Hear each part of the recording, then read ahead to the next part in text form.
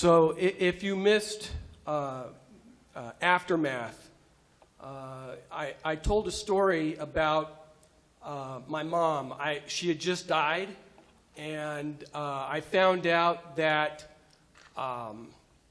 she was fucking her waiter for 6 years, who was half her age. She died at 92 in Los Angeles. That was an uplifting story. This is a sad story because this is the prequel to that story. And so it's depressing, so I hope you like it.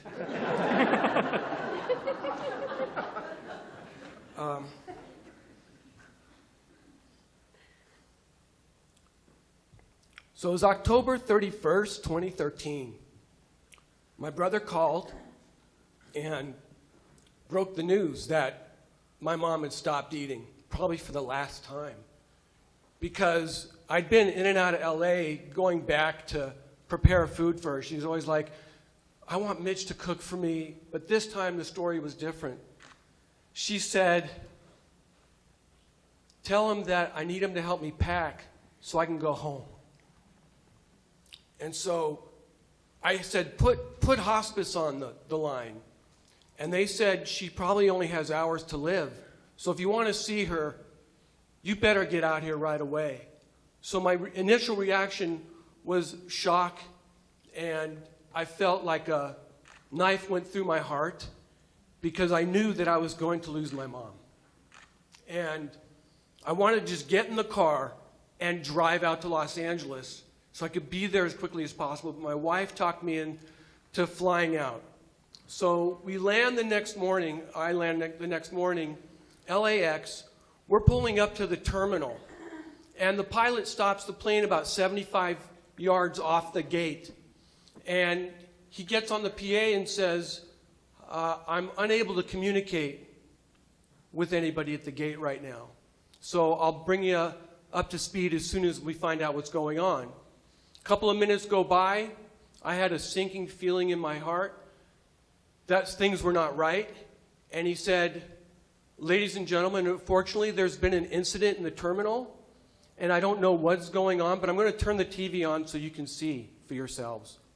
So he turned the TVs on, and instantly there's news that there was a shooting in Los Angeles International Airport at 9:20, which is the exact time that we landed. And it was in Terminal 3. A TSA guard was shot and killed, and the shooter had shot 4 other people, and dozens of people are injured as we were supposed to be getting off the plane. So there's 2 tragedies occurring because all I'm thinking about is I just want to be home. I need to get to my mom so I can help her pack so she can go home.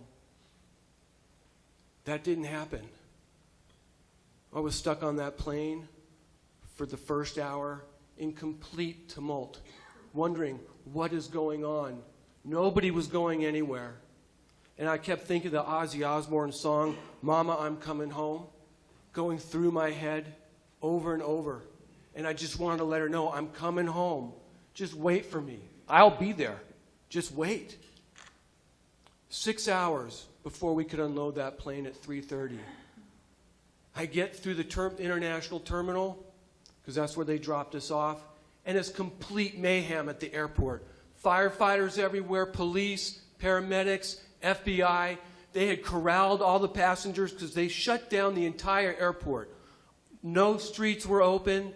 Everything was shut down to the freeway. The freeway was shut down between certain exits. And I get out there, and it's like the scene out of a movie. It just wasn't real. But it was. And there were no taxis, no buses. I'm wondering, how on earth am I going to get home? Well, I just started walking. My mom is in the San Fernando Valley, 25 minutes away from the airport. Normally 25 minutes away. I'm walking down Century Boulevard, completely shut down, against what would be the right way for traffic.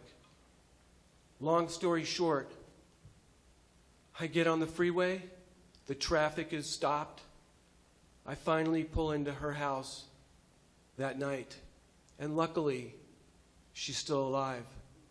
But I noticed my first sight of her, complete shock. She looked like she had already passed away, but she was still breathing. And I said, Mom, I'm here. I'm here to help you pack. I'm going to help you get home. And she cracked one eye open. And so I knew that I had connected. My brother and sister had held vigil with her. And at 10 o'clock that night, they left, although I had begged them to stay. Then it was just my mom and I. What I'm grateful for is I had the chance to play a couple of Barbra Streisand songs, a few Sinatra songs for her, a couple of musicals, like Guys and Dolls. And then I just had a chance to tell her how much I loved her and how grateful I was for all the stuff she had done for me. And then I just went silent and stayed with her. I rubbed her forehead. I kept it moist. I kept her lips moist. And I just got quiet. And at 4 minutes after midnight, she took her last breath and left. And then I called my brother and broke the news that she'd gone home. If you haven't lost your parents yet, take the time soon to tell them how much you love them. Do it now. If you've lost your parents, you can still tell them. Thank you.